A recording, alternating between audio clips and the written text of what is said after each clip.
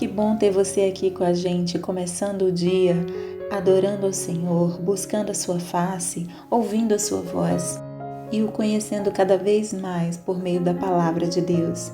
Você está sendo pouco a pouco transformado e tendo a sua mente renovada para que você experimente a boa, perfeita e agradável vontade de Deus. Então, vamos começar com a nossa declaração diária, dizendo que nós estamos prontos para receber a palavra de Deus? Repita após mim. Eu vou ouvir a palavra de Deus. Eu sou o que a Bíblia diz que eu sou. Eu tenho o que a Bíblia diz que eu tenho. Eu posso fazer o que a Bíblia diz que eu posso fazer. Hoje eu serei tocado pela palavra de Deus. Eu audaciosamente confesso que a minha mente está alerta, o meu coração está receptivo e eu nunca mais serei a mesma. Eu estou pronto para receber a incorruptível, indestrutível, sempre viva semente da palavra de Deus. Hoje a minha mente é renovada e transformada pela palavra de Deus e por isso eu nunca mais serei o mesmo. Em nome de Jesus. Amém. O nosso devocional de hoje já vai começar, mas antes eu quero te pedir para se inscrever no nosso canal e ativar as notificações para receber um aviso toda vez que um vídeo novo for lançado. Também não esquece de curtir, compartilhar e comentar esse vídeo, tá bom? Deus te abençoe e vamos começar o nosso devocional. Jó capítulo 4. Elifaz. Então respondeu Elifaz de Temã: se alguém se aventurar a dizer a você uma palavra, isso tirará a sua paciência? Mas quem pode refrear as palavras? Pense bem, você ensinou a tantos, fortaleceu mãos fracas. Suas palavras davam firmeza aos que tropeçavam, você fortaleceu joelhos vacilantes. Mas agora que se vê em dificuldade, você desanima. Quando você é atingido, fica prostrado. Sua vida piedosa não inspira confiança a você? E o seu procedimento irrepreensível não dá a você esperança? Reflita agora, qual foi o inocente que chegou a perecer?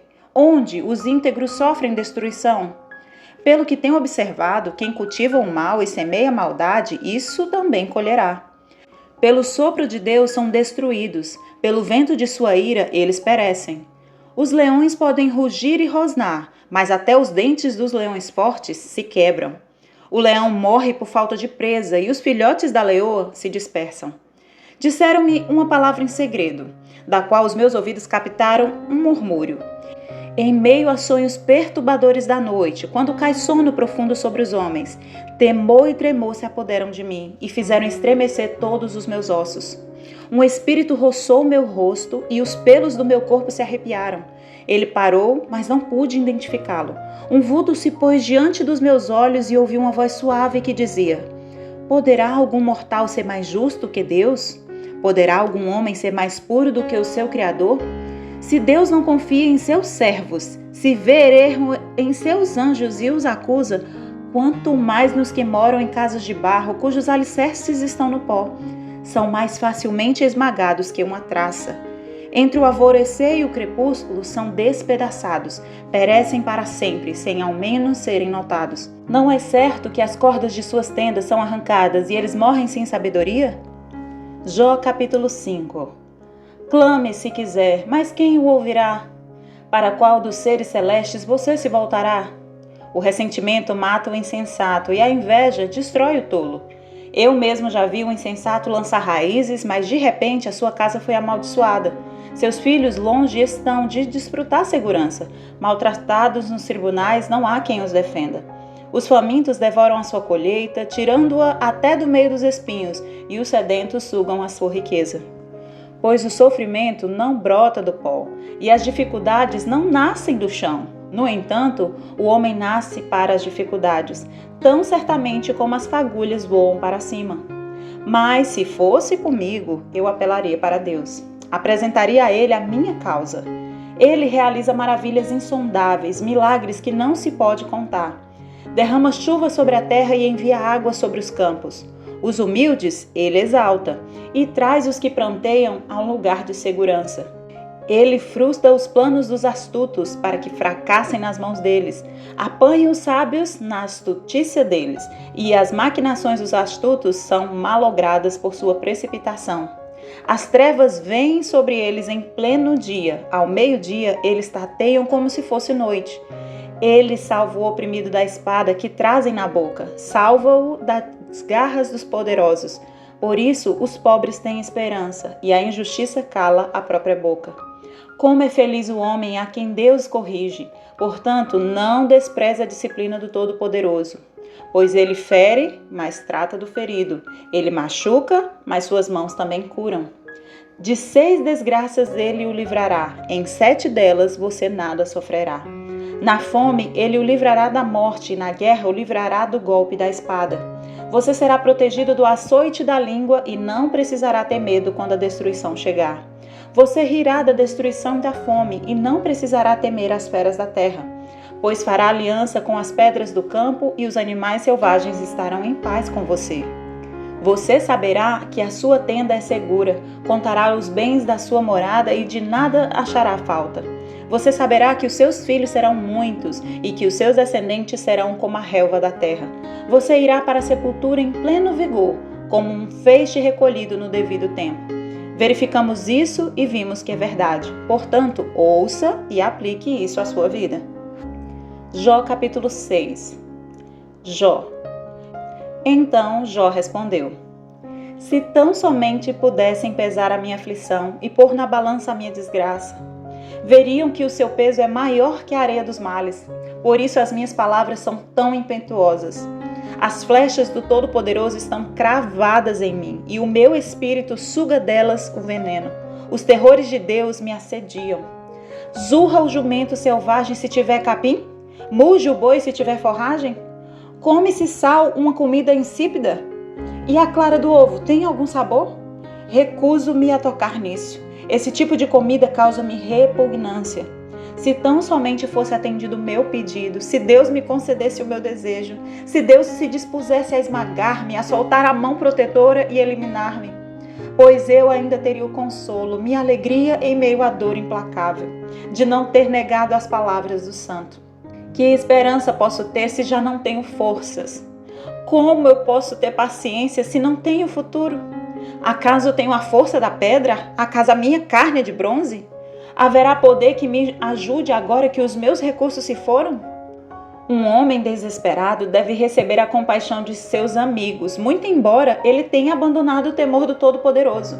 Mas os meus amigos enganaram-me como riachos temporários, como os riachos que transbordam quando o degelo os torna turvos e a neve que se derrete os faz encher, mas que param de fluir no tempo da seca e no calor desaparecem dos seus leitos. As caravanas se desviam de suas rotas, sobem para lugares desertos e perecem. Procuram água as caravanas de Temar, olham esperançosos os mercadores de Sabá.